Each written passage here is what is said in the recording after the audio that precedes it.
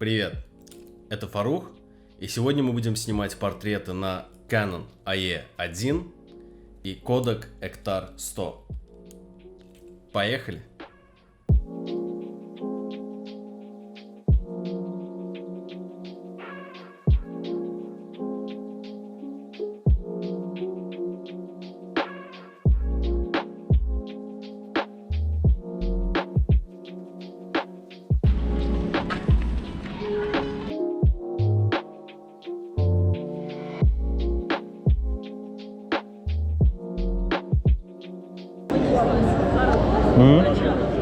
Aleykümselam. Buyurun. Portret çekelim. Portret çekiyorsun. Bəli, bəli. Telefon çəkirsən, orada işlə deyil. Belə çəkirsən, hər kəs sən olduğuna görə. Bir dəqiqə vaxtınızı alır. Problem yox.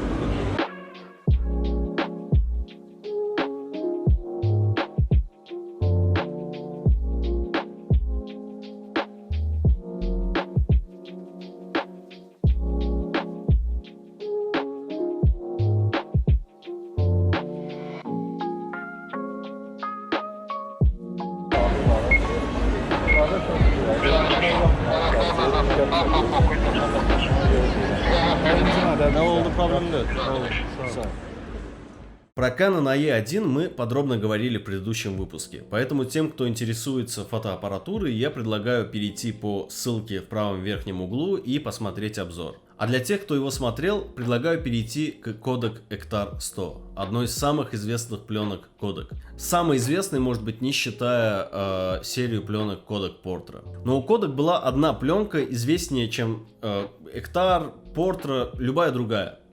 И скорее всего вы ее знаете по этой фотографии. Пленки, на которую снят этот кадр, посвящены фильмы, статьи, книги. Имя ей Kodachrome. Она была выпущена в 1935 году, но из-за очень сложного и не менее дорогого проявочного процесса, наряду с падением продаж, компании пришлось остановить ее производство. А последняя лаборатория, которая могла проявить Kodachrome, прекратила это делать в 2010 году. Итак, после Kodachrome в линейке цветных пленок образовалась пустота. В слайдах отчасти эту пустоту закрывал Kodak Ektachrome, но слайд проявляется согласно процессу E6, и он доступен не каждой лаборатории. Соответственно, слайд становится менее продаваемым и, естественно, менее доступным продуктом. Следовательно, компании нужно было произвести доступную негативную цветную пленку с высокой насыщенностью, как в слайдах, плюс добавить несколько на то время современных технологических ништяков. И на свет появляется Kodak Ektar 100. Профессиональная цветная негативная пленка, впервые представленная миру в 2008 году. Подробно о ней поговорить предлагаю параллельно с просмотром результатов сегодняшней съемки. Поехали!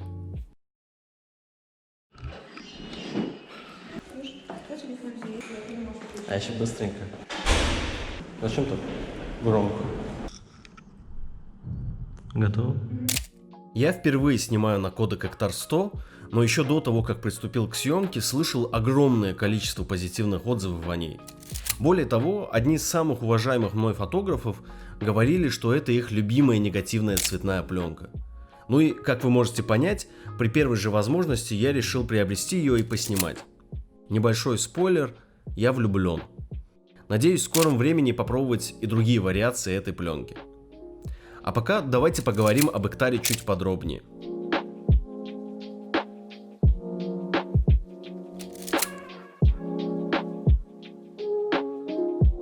Что касается цветопередачи, то вы все видите без моей помощи. Эта пленка изначально была предназначена для съемки пейзажей, соответственно, уровень насыщенности цветов просто головокружительный. Так как эта пленка была создана для того, чтобы дать миру классические цвета Kodachrome, но в негативном формате, то и сравнивать ее чаще всего именно со слайдовой пленкой, например, с Pro 100 или Velvia 100. Думаю, в будущем мы подробнее поговорим о слайдах и, может быть, сравним их с негативным Эктаром. Светочувствительность Kodak Ektar 100, как вы уже, наверное, поняли по цифровому значению в названии, составляет 100 единиц. Однако не все так просто. Чувствительность Ektar оценивается в 100 единиц ISO, только если снимать ее при дневном освещении. Например, если снимать ее в студии с освещением от галогеновых ламп, то светочувствительность Эктара падает до 34 ISO, а при освещении от ламп накаливания до 25 ISO. Другими словами, чем теплее искусственный свет, тем меньше светочувствительность этой пленки. Но почему? Ответ кроется в спектральной чувствительности пленки. Дело в том, что данная пленка более чувствительна к холодной цветовой тональности. Если говорить грубо, то пленка видит лучше именно при холодном освещении, нежели при теплом. Эктар видит мир в холодных цветах. Едем дальше. Что отличает пленку от цифры? В принципе, много чего, но есть одна самая распространенная характеристика пленки, позволяющая даже новичку с нетренированным и невооруженным глазом отличить пленочную фотографию от цифровой. Эта особенность называется зернистость. Да, в цифровой фотографии есть аналог зерна – шум. Однако цифровой шум и пленочное зерно – не взаимозаменимые термины. Зерно пленки вызвано гранулами серебра, физически присутствующими в составе пленки. Серебро, естественно, не имеет последовательной структуры, поэтому зерно в пленке проявляется хаотично. Цифровой шум возникает в цифровом сенсоре и основывается на пикселях, и, следовательно, он систематичен, то есть предсказуем. Цифровой шум представляет собой паттерны, которые человеческий глаз быстро замечает. Но я ушел не туда. Здесь мы говорим не о цифре, поэтому вернемся к зерну кодек Экtar 100. Как вы уже, наверное, поняли, зерно у него особенное. Во-первых, Экtar – самая мелкозернистая негативная цветная пленка в мире. Этого компания добилась благодаря использованию в производстве этой пленки технологии Kodak Vision. Ее мы знаем по ряду кодаковских кинопленок, о которых говорили в выпуске с ночной съемкой на Cinestill 800T. А во-вторых, в производстве Эктара использовалась еще одна запатентованная технология – T-Grain. Grain – это зерно, а T означает tabular, то есть плоское. Особенность технологии заключается в использовании более плоских гранул серебра в более тонком слое эмульсии. Выполняет эта технология две задачи. Во-первых, более тонкая эмульсия увеличивает резкость изображения. Во-вторых, плоские гранулы серебра более чувствительны к свету, что делает пленку более милостивой в случае недосвета.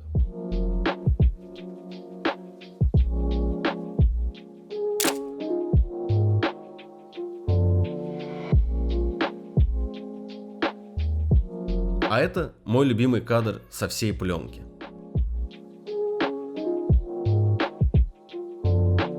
Ставьте лайки, подписывайтесь, если вам понравилось.